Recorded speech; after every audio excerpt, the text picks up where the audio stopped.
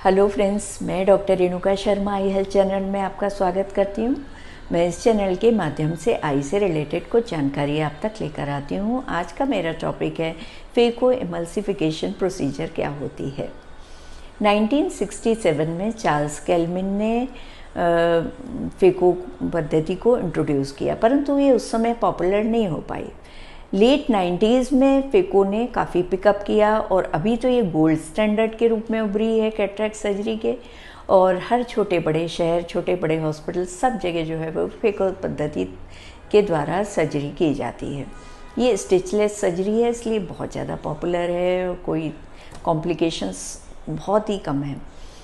अब फेको यानी होता है लेंस और इमल्सिफिकेशन यानी मेल्ट करना। तो कैटरेक्टस लेंस को पूरा इमल्सिफाई मेल्ट कर गई और फिर उसको सक कर लिया जाता है और फिर जो है वो आर्टिफिशियल लेंस को इम्प्लांट कर दिया जाता है। इस पे बेस्ड है ये फेको इमल्सिफिकेशन प्रोसीजर। यदि आपको मोतियाबिंद है तो आप हॉस्पिटल चले जाइए, पहले कंप्लीट पूरा वर्कअप करा लीजिए। कहीं डायबिटीज़ बीपी तो नहीं है, वो कंट्रोल होना चाहिए। इसके अलावा पुतली अच्छे से फैलनी चाहिए, आपकी फंडस वगैरह सब ओके हो, और मोतियाबिंद हल्का सा कच्चा रहे, सॉफ्ट रहे, न्यूक्लियस और लेंस मोतियाबिंद अच्छा सॉफ्ट रहे तो ज़्यादा बेटर, कोई कॉम्प्लिकेशन नहीं होता और जो है वो इजीली ऑपरेट हो जाता है। अब ये कौन से बंदे जो है वो फिट हैं उसके लिए, यदि आपका मोतियाबिंद हल्का कच्चा है, पुतली अच्छे से फैल जा रही है, डायबिटीज़ बीपी कंट्रोल है, तो आप फेको के लिए फ़िट हैं।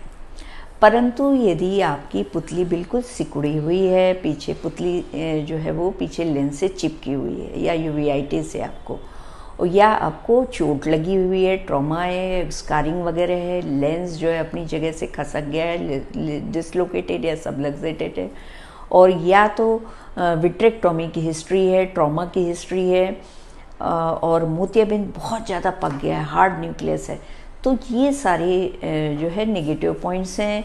यदि ये सब हैं तो आप फेको के लिए बिल्कुल ही अनफिट हैं। ऐसे में आपको ईसीसी कराना पड़ेगा, जिसमें बड़ा सा चीरा लगा करके और जो है वो ऑपरेट करा सकते हैं। अब जो है वो अब हम इसकी प्रोसीजर के बारे में जानने की कोशिश करते हैं।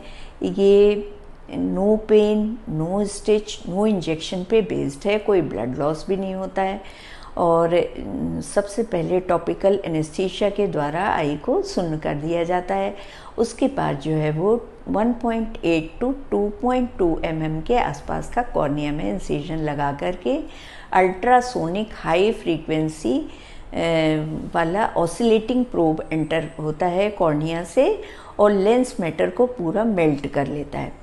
लेंस मैटर पूरा मेल्ट हो गया, फिर उसको जो मेल्ट होने के बाद जो है वो उसको सक कर लिया जाता है, और फिर अच्छे से वॉश करके कॉर्टिकल मैटर वगैरह पूरा जब वॉश हो गया तो फिर उसमें जो है वो आर्टिफिशियल लेंस को इम्प्लांट कर दिया जाता है।